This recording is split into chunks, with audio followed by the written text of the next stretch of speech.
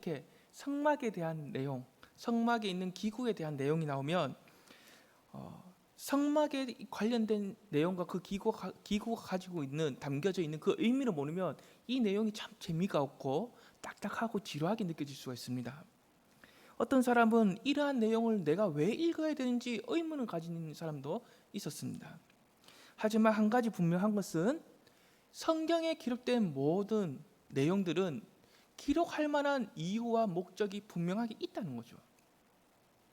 또한 우리가 반드시 알아야 하는 그 의미들이 굉장히 우리가 생각 이상으로 풍성하게 담겨져 있다는 겁니다.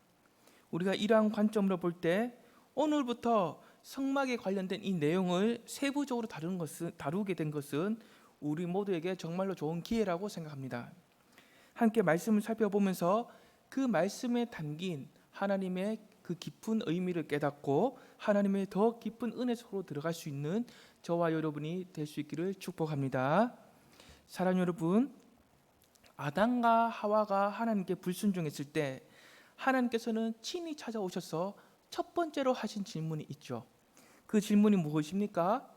아담아, 네가 어디 있느냐? 하나님께서 아담과 하와가 어디 있는지 몰라서 네가 어디 있느냐라고 말씀하시는 겁니까? 아니죠. 하나님은 아담과 하와가 어디 있는지 아십니다. 당장에 그들을 심판하시려고 네가 어디 있느냐라고 하시는 겁니까? 아닙니다. 아담과 하와에게 그들의 죄에서 돌이킬 수 있는 기회를 주시기 위하여 질문을 하시는 겁니다. 아담과 이어서 또 창세기 3장 11절을 보시면 하나님께서는 또 아담과 하와에게 두 번째 질문하십니다. 누가 너의 벗었음을 네가 알렸느냐? 내가 네게 먹지 말라 명한 그 나무 열매를 네가 먹었느냐? 라고 질문하십니다.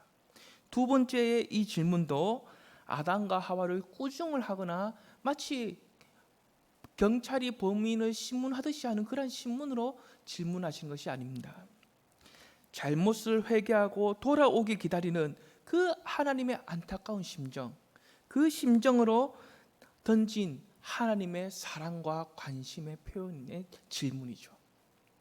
성막도 이와 같다는 겁니다. 하나님께서는 애굽의 노예로 있던 그 이스라엘 백성을 구원하신 후에 율법과 성막을 주셨습니다. 율법은 무엇입니까? 이스라엘 백성들이 죄를 깨닫고 회개할 수 있는 그 기회를 주시기 위하여 율법을 주시는 겁니다. 동시에 희생 제물의 피로 죄 용서를 받고 그래서 하나님께로 용서를 받을 수 있도록 나아갈 수 있는 유일한 길, 그 유일한 길을 보여주시기 위하여 성막을 주신 겁니다.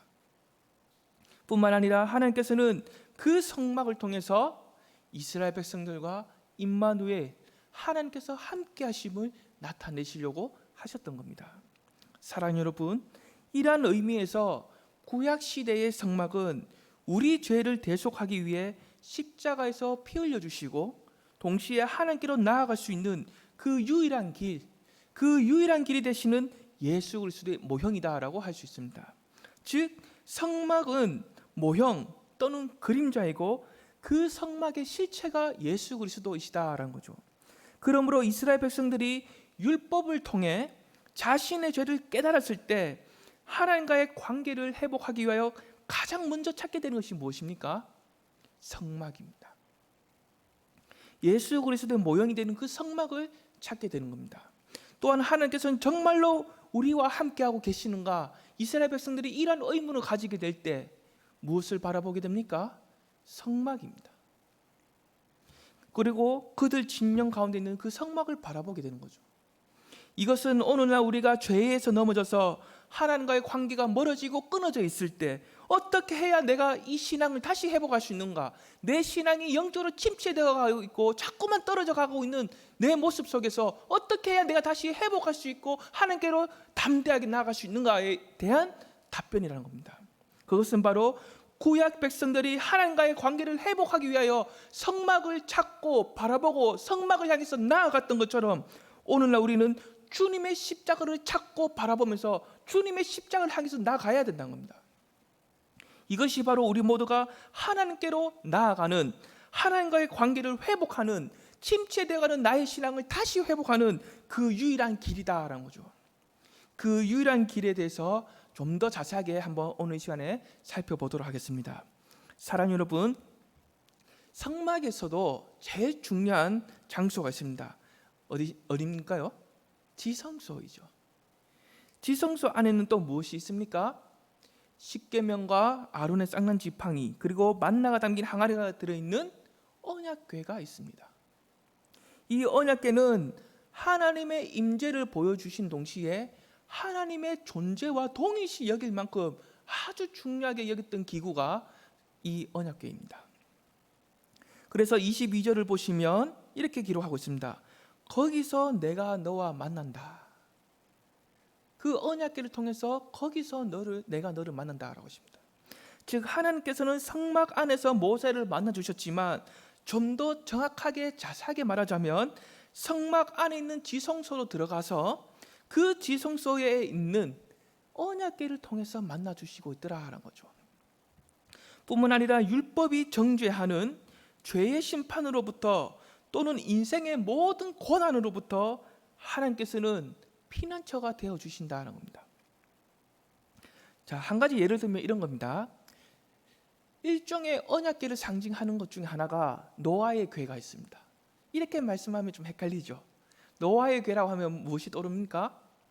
노아의 방주가 떠올라야 됩니다. 사랑 여러분, 노아와 그의 가족은 방주 안에 들어감으로써 어떻게 됩니까? 인류의 죄를 향한 하나님의 진노와 심판, 그 무서운 홍수의 심판으로부터 어떻게 됩니까? 안전하게 보호와 구원을 얻게 됩니다. 하지만 그 방주 안으로 들어가지 못한 사람들은 어떻게 됩니까? 완전하게 멸망을 당하게 되죠. 왜 방주 안으로 들어간 노아와 그의 가족들은 구원을 받고 보호를 받고 들어가지 못한 사람은 왜 멸망을 당하는 겁니까? 이러한 차이가 나는 이유가 무엇입니까? 그것은 바로 방주를 통해서 하나님께서는 노아와 그의 가족들의 피난처가 되어 주셨기 때문입니다. 그렇다면 여기서 우리가 한 가지 질문해야 하는 것은 하나님께서는 왜 그들의 피난처가 되어 주셨냐는 거죠. 창세기 6장 14절에 이렇게 기록하고 있는데요. 제가 한번 읽어드리겠습니다. 너는 고페르 나무로 너를 위하여 방주를 만들되 그 안에 칸들을 막고 역청을 그 안팎으로 칠하라. 무엇을 칠하라고요? 역청을 그 안팎으로 칠하라 합니다. 방주 안팎에 역청을 칠하라고 하십니다. 여기서 역청이라는 단어는 히브리어로 코페르라고 합니다. 이 코페르라는 단어는 또 다른 뜻이 있는데 역청이라는 뜻 말고 또 다른 뜻이 있는데요. 그것은 바로 속죄하다, 화해하다, 덮어주다, 가리워지다 이런 뜻이 있습니다. 그러한 의미를 가진 역청을 방주 안과 밖을 발랐다는 거죠. 다시 말하자면 하나님께서 노아와 그의 가족들에게 피난처가 되어주신 그 핵심적인 이유가 무엇이냐 했을 때 그들이 방주 안팎으로 지난 그 역청, 그들의 죄를 속죄하고 덮어주는 또한 하나님과 화목을 이루게 하는 예수 그리스도의 피를 상징하는 그 역청을 발랐기 때문입니다. 그래서 어떠한 폭풍도 어떠한 큰 무서운 홍수 심판도 그 방주를 뚫고 들어와서 그들을 해칠 수가 없었던 겁니다. 사랑 여러분, 이러한 의미를 가지고 있는 것이 언약궤라는 거죠. 언약궤가 오늘 본문에서도 기록하고 있습니다. 10절을 보십시오. 그들은 조각목으로 궤를 짜되 길이는 2규빗 반, 너비는 1규빗 반, 높이는 1규빗 반이 되게 하라라고 합니다. 길이가 2규빗 반이라고 할 때는 약 115cm 정도 되고요. 너비 1규빗 반, 높이 1규빗 반 할 때는 각각 75cm 정도 됩니다. 여기서 참 재밌는 것은 언약궤를 만드는 그 재질은 조각목인 그 십딘 나무로 되어 있습니다. 아카시아 나무 종으로 일종의 나무인데요. 하지만 11절을 보시면 하나님께서 말씀하시길 그 조각목으로 만든 언약궤를 순금으로 덮어라라고 하십니다. 그것을 그림 1번으로 보시면 이렇게 생겼습니다. 한번 보실까요? 네, 이렇게 생겼습니다. 자, 언약궤를 나무로 만든 후에 그것을 순금으로 덮으라고 하셨죠. 왜 이렇게 하나님께서 처음부터 순금으로 만들면 되지 왜 조각목으로 만들었다가 또 그 위에다 순금을 덮으라고 하셨느냐? 여기도 또 의미가 있다는 겁니다. 그 이유는 이 언약궤의 재료 자체가 조각목과 순금 이 자체가 예수 그리스도를 나타내기 때문입니다. 조각목인 시띠나무는 그 당시의 광야에서 얼마든지 쉽게 얻을 수 있는 평범한 나무였습니다. 이것은 평범한, 우리와 같은 평범한 곧 주님의 인성을 의미하기 때문입니다. 그리고 조각목을 완전하게 덮고 있는 순금은 그러면 무엇을 의미하겠습니까? 주님의 신성을 의미하는 겁니다. 이 언약궤는 하나님의 아들이신 예수 그리스도가 완전한 하나님이신 동시에 완전한 사람이심을 의미하기 위하여 조각목에 순금을 덮고 있는 겁니다. 그렇다면 주님께서는 왜 완전한 하나님이시고 동시에 완전한 사람이셔야 합니까? 죄인들의 구원자가 되기 위하여 꼭 그렇게 되셔야만 했습니다. 다시 말하자면 최초의 사람인 아담의 범죄함으로 세상에 죄가 들어왔습니다. 그 결과로 모든 사람은 하나님의 진노 아래서 아주 비참하게 살아가는 죄인이 되고 말았습니다. 주님께서는 이 문제를 해결하시기 위하여 완전한 사람으로 오셨습니다. 죄인의 대표가 되시기 위하여 완전한 사람으로 오신 겁니다. 그러나 주님께서는 완전한 사람으로서 우리와 똑같은 죄의 유혹과 시험, 온갖 고난과 박해를 받으셨는데, 하지만 주님께서는 이걸 어떻게 이겨내셨습니까? 하나님으로서 이겨내셨다는 거죠. 그래서 주님께서는 하나님과 죄인이 화목한 만남을 이루시는 그 중보자 또는 구원자가 될 수 있었던 겁니다. 무엇이 이러한 내용을 담고 있다고요? 조각목과 순금이 이러한 내용을 갖고 있다는 겁니다. 사랑하는 여러분, 우리가 언약궤를 얘기할 때 빠질 수 없는 것이 무엇입니까? 속죄소입니다. 속죄소는 언약궤의 윗부분을 덮는 덮개, 우리가 편하게 말하자면 뚜껑, 이런 겁니다. 17절에 의하면 이 덮개 또는 속죄소 재료는 순금으로만 만들게 됩니다. 그림 2번을 보시면 속죄소 이렇게 생겼습니다. 이게 아까 그 보여줬던 언약궤를 덮는 뚜껑입니다. 이 속죄소는 하나님께서 자기 백성들에게 은혜와 긍휼을 베푸시는 장소 또는 친히 찾아와 만나주시는 장소입니다. 이 자리에서 하나님께서 만나주시는 겁니다. 여기서부터 이제 잘 따라오셔야 되는데요. 그림 3번 한번 보십시오. 속죄소는 언약궤를 덮는 덮개입니다. 그죠? 뚜껑입니다. 그 덮개를 여니까 언약궤 안에 무엇이 들어있습니까? 세 글자 있습니다. 뭡니까? 증거판, 십계명이 있습니다. 16절을 보시면 이제 내가 내게 줄 증거판 궤 속에 둘지며 했죠. 그래서 그 언약궤 안에는 증거판이 되는 십계명이 있습니다. 사랑하는 여러분, 모세가 하나님의 율법과 십계명을 낭독했을 때 이스라엘 백성들은 어떻게 반응했습니까? 아멘, 내가 주님의 말씀대로 우리가 모두 준행하겠습니다라고 그렇게 반응을 했죠. 하지만 어떤 문제가 있었습니까? 그 약속을 지키지를 못합니다. 그들은 수없이 하나님의 율법을 어기면서 살아왔습니다. 이것이 바로 하나님의 말씀대로 살아내지 못하는 이스라엘 백성들의 무능함이라고 합니다. 사랑하는 여러분, 이스라엘 백성들이 말씀대로 살아내지 못할 때 그 언약궤 안에 있던 그 증거판은 어떤 역할을 하게 됩니까? 너 이런 죄 지었지, 너 저런 죄 지었지 하면서 이스라엘 백성들을 향해서 정죄하는 역할을 하게 됩니다. 그것이 증거판의 역할이죠. 그래서 죄인된 이스라엘 백성들이 기대할 수 있는 것은 아무것도 없습니다. 그저 하나님의 심판, 또 증거판에 기록된 것을 어긴 것을 정확하게 정죄를 받으면서 하나님의 진노와 심판을 받는 것, 그거 외에 다른 것은 기대할 것이 아무것도 없는 거죠. 여기서 참 은혜로운 것은 그림 4번을 보십시오. 속죄소, 즉 언약궤 덮개가 언약궤 안에 있는 무엇을 덮었습니까? 증거판을 덮어버렸습니다. 증거판 십계명이 안 보이시죠? 뚜껑으로 덮으니까 안 보입니다. 다시 말하자면 범죄한 이스라엘 백성들을 정죄하고 있는 그 증거판을 그 뚜껑과 같은 속죄소가 덮어주고 있다는 거죠. 이것은 하나님으로부터 그들의 모든 흠과 허물, 수치와 정죄함, 모든 것들을 그 속죄소가 가려주고 있는 거죠. 사랑하는 여러분, 속죄일이 되면요, 대제사장은 지성소로 들어가게 됩니다. 이때 대제사장은 자기를 위하여 수송아지의 피를 가지고 위해서, 그리고 백성들을 위해서는 염소의 피를 가지고 그 지성소 안으로 들어가게 됩니다. 그리고 그림 5번을 보시면 범죄한 이스라엘 백성들의 죄를 정죄하며 심판을 요구하고 있던 그 증거판, 그 증거판을 돋고 있는 속죄소 위에다가 짐승의 피를 뿌리게 되는 거죠. 그 결과가 무엇입니까? 하나님께서 이 언약궤의 위로 영광이 가득 찬 모습으로 구름 위로 임재를 하시게 되면 이스라엘 백성들이 그동안 어겨왔던 계명과 율법 그런 것을 보시는 것이 아니라 속죄소에 뿌려진 그 피를 보고 넘어가시는 거죠. 하나님께서는 그 희생 제물의 피를 보시고 그들의 죄를 관가하시고 넘어가시는 은혜와 긍휼을 베푸시는 장소, 그 장소가 이 속죄소라는 겁니다. 또한 그 피로 인해서 하나님과 이스라엘 백성들이 그 단절됐던 사이가 다시 화목을 이루고 만남이 가지게 되는 그 장소가 이 속죄소다라는 겁니다. 그래서 히브리서 9장 22절에는 피 흘림이 없은즉 사함이 없다라고 했던 겁니다. 사랑하는 여러분, 이 속죄소가 모형, 그림자라고 할 때 그 실체가 무엇이겠습니까? 로마서 3장 25절을 보시면 속죄소의 실체에 대해서 설명하고 있는데요. 우리 한번 한 목소리로 함께 읽어보겠습니다. 시작.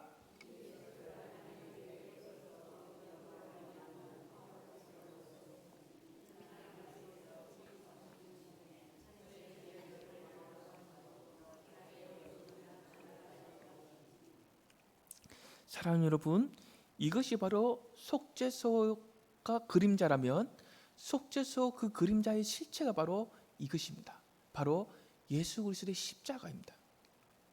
다시 말하자면 주님께서는 십자가에 자신의 피를 뿌리면서 우리를 향한 하나님의 진노와 심판과 수치와 율법의 모든 정죄로부터 완전하게 강가하심, 덮어주십니다.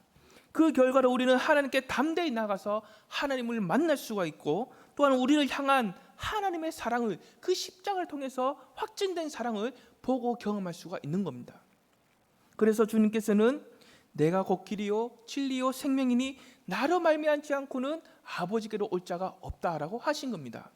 사랑 여러분, 이 속죄소는 어떤 장소라고 했습니까? 하나님의 은혜와 긍휼이 베풀어지는 장소, 또한 하나님과의 깊은 만남이 있는 장소라고 했습니다. 그렇다면 어느 날에는 이 속죄소가 우리에게 무엇을 의미하냐는 거죠. 우리가 하나님의 은혜와 긍휼을 경험하려면 하나님과의 화목을 누리면서 깊은 만남을 가지려면 영적으로 침체된 나의 신앙이 다시 회복되려면 단 하나의 길밖에 없다는 겁니다. 이 속죄소와 같은 단 하나의 길, 그것은 바로 주님의 십자가라는 거죠. 주님의 십자가 앞으로 나아가는 것, 이 유일한 길 하나 말고는 아무것도 다른 것도 없습니다. 어떠한 프로그램, 세상에서 어떤 화려한 방법과 이성적으로 어떤 논리 이런 거 다 필요 없고 십자가로 나아간 것밖에는 없다라는 거죠. 십자가 십자가 내가 처음 볼 때에 나의 마음의 큰 고통 사라져 오늘 믿고서 내 눈 밝았네 참 내 기쁨 영원하도다 십자가 십자가 내가 처음 볼 때에 나의 맘의 큰 고통 사라져 오늘 믿고서 내 눈 밝았네 참 내 기쁨. 우리 다 함께 불러보겠습니다. 십자가 십자가 십자가 십자가 내가 처음 볼 때에 나의 맘의 큰 고통 사라져 오늘 믿고서 내 눈 밝았네 참 내 기쁨 영원하도다. 아멘이십니까?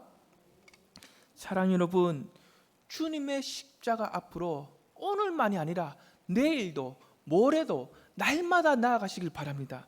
주님의 십자가를 날마다 묵상하시길 바랍니다. 주님의 십자가를 날마다 붙들고 의지하시길 바랍니다. 그래야면 우리 모두가 하나님을 날마다 경험할 수가 있단 말입니다. 그리고 하나님께서 예비하신 그 은혜와 긍휼, 그 모든 풍성함이 예수 그리스도 안에 담겨 있는 그 모든 축복들이 우리가 누릴 수가 있단 말입니다. 그러므로 우리가 그러한 은혜를 누릴 수 있도록 날마다 십자가 앞에 나아가고 실제로 누리게 하는 하나님의 축복이 저와 여러분의 삶에 가득히 넘쳐나기를 원합니다. 기도하겠습니다. 자비롭고 은혜가 풍성하신 하나님 아버지, 우리는